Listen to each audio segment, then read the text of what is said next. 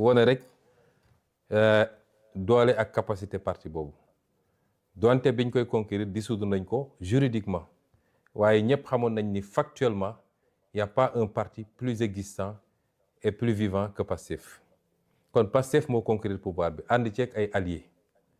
waaye boo doon jël nu mu tudd 100 jàpp naa ni 90 yi wala lu ko ëpp Pastef la moom moo conquérir pouvoir bi moo tax Pastef moo war a nekk au cœur de la gouvernance parti bi conquérir pouvoir bi ku yaakaar ne mën nga gouverner sans ce parti là da ngay wax lu la neex mais mënul ne te malheureusement am na ñoo xam ne loolu la ñuy dox loolu la ñu essayé gëmloo ay nit ne leen on peut faire sans Pastef. Pastef est au cœur de la gouvernance par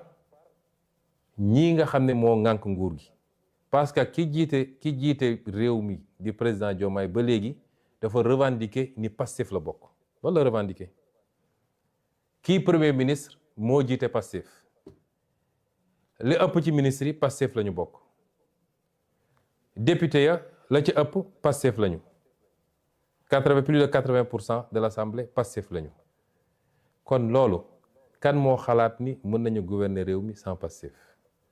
mu des nag lan mooy impact Pastef ci gouvernance bi man de tant que je serai premier ministre la gouvernance va refléter le combat de Pastef xeex bu mu jar nañ ko xeex ci biir la gouvernance va refléter lépp loo xam ne jàpp naa ni lii bokkul ak di taxaw ñuy xeex dinaa ne déet ba tëdd ci suuf te su ma ko mënee bloqué ko su ma ko mënee delloo ko tant que je serai premier ministre moo tax ma ne ñaari dafa lënkaloo lan mooy avenir u Ousmane Sonko dans le gouvernement man je vous ai toujours dit que je ne me focalise pas sur un poste particulier am na ñoo xam ne tey su bëggoon jot li ñuy dox mooy nu ñuy fexee ba Ousmane Sonko bañ a nekkati premier ministre parce que fileeg maa ngi fi la ñu bëgg mu yomb ci ñoom ay lobby la ay ba ci suñu biir ma wax leen ko am na ñoo xam ne tey seen pexe su ba ngoor mu doon jot mooy dañuy dem sax di déyaate di wax lu ne waaye nañu fexe moom comme affaire am dafa métti mbir mi dafa dëgër et cetera dafa mel ni moom mooy président balaa may dee ñu ne premier ministre super fort man je suis pas un premier ministre super fort man maay le premier ministre bi gën a néew pouvoir dem leen ngeen jël le décret de répartition des services bu Abdallah Boun Dionne ak ñi ko jiitu ci premier ministre ba bi ñuy tas primature parce que bi ñu dellu see primature jotuñoo def yooyu donc sooy jël baromètre da nga koy jël foofu di ngeen gis ni maa gën a néew ay pouvoir ci premier ministre yi fi jaar bëri na ay services yoo xam ne mi nga woon primature tey ma nga présidence de la république réclamé wu ma ko parce que man xëccoo ma pouvoir la primature n'est pas forte parce que dañ maa jox ay super pouvoir la primature est forte parce que man maa fa nekk dafa am loo xam ne je le dis avec toute l'humilité nit ki ni ngay solee yére biñ la ñawal mooy jox valeur yére boobu man awma plus de pouvoir que premier ministre fi jaaroon ñoom ñoo ma ëppoon pouvoir dans les textes waaye man lu may def dama koy mat ba mu mat sëkk man duma koo xam ne dañ lay jox nga nekk fii di dàmmayloo sax oui monsieur nangam déedéet damay def li ma war a def président jox naa ko cër ba mu mat sëkk moom mooy président de la république lu mu wax ma ne ko son excellence monsieur le président de la république waaye ni mu amee ay pouvoir ci constitution noonu la amee ay pouvoir ci constitution man tam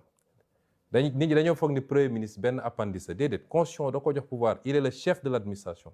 il est le chef du gouvernement et il conduit la politique de la nation loolu kan moo ko ëpp cër lenn moo ci des mooy président moo yor décret mooy nommé bis bu ma wooyee ne ma bëggatuma nga nekk premier ministre ma dellu toog mais je suis le premier ministre du Sénégal te dama koy xool leen premier ministre France wala feneen ak feneen est-ce que xam ngeen ni en France le président n'a pas l'initiative de la loi c'est le premier ministre qui définit la politique de la nation en France ñooñu ñoo ëpp pouvoir foofu ko suñu premier ministre yi am na ay réformes yu war a ñëw nee nañ dañuy changer lu bëri man réclamer mu benn pouvoir man li ma yor doy na ma sëkk te réforme buy amit parce que léegi damay dégg président de la république ne je veux un premier ministre super fort réforme du président de la république moom moo naan je veux un premier ministre bu mel nii wala ne réforme yi c'est pas pour le président c'est pour le Sénégal réforme yi suñ koy def duñ ko def parce que le président lii la bëgg ou le premier ministre lii la bëgg ou diw et aucun d'entre nous n'a le pouvoir seul de déclencher des réformes parce que sooy def réforme par exemple réforme constitutionnelle su dee da ngay jaar par la voie parlementaire assemblée nationale lay dem kan moo yor majorité assemblée nationale c'est Pastef président mënul def réforme sans Pastef bu dee da nga dem référendum kan moo yor référendum c'est le peuple qui va voter kon réforme yi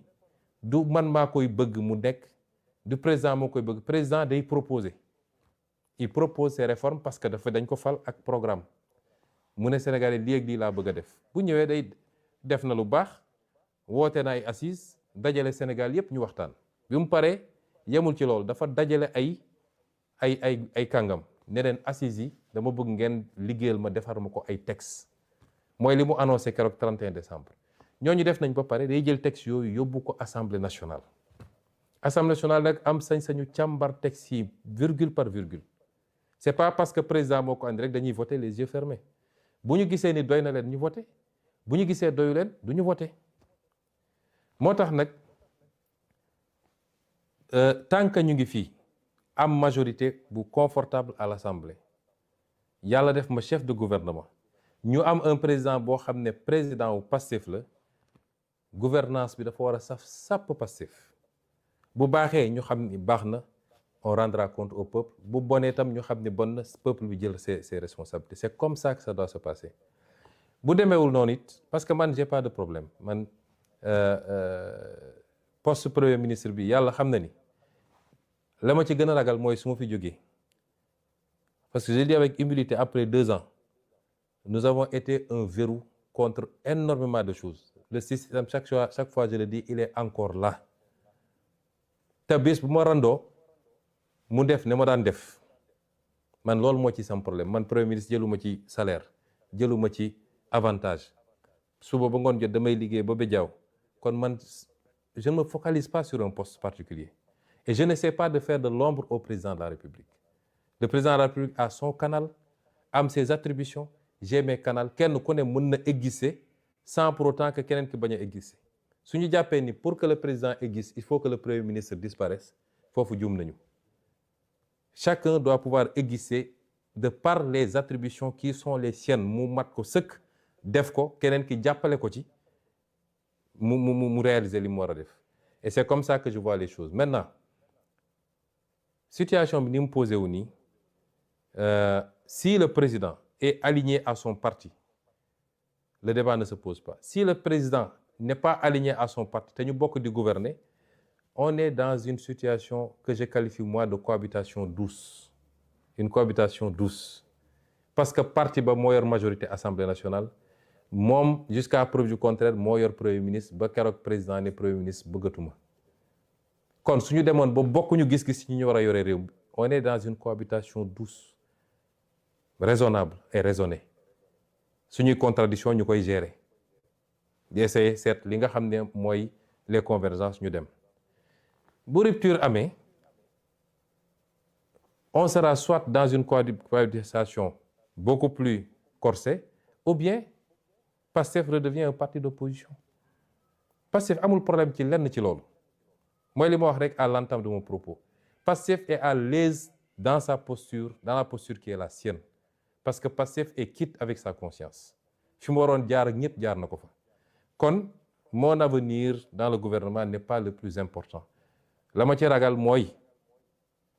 conséquences dommageables yenn situation yi mën a am ci mandat bi nga xam ne c'est un mandat important ñu hérité d'un pays extrêmement difficile d'un héritage catastrophique ñu waroon takk suñu ndigg ñun ñëpp war a bañ a wone benn signe de dissension entre nous te population yi xaaruñu loolu ci ñun mais si on nous amène sur certains terrains on est obligé aussi de gérer parce que la ñu xeex ak l'intérêt de ce pays moo mag foofu suñu jëmm kenn ku nekk ci ñun moo xam président nga tudd lañ la woowee moo xam premier ministre lañ la woowee moo xam honorable député moo xam monsieur le maire la nga xam ne moo taxaw ñu xeex ba ay bakkan rotti moo ëpp jëmm yooyu foofu moo ëpp sax république bi parce que république dafa war a nekk au service de cette vision et de cette cause pour qu'on réalise ce qu'on doit réaliser pour le peuple sénégalais ma jël question bi ci tegu.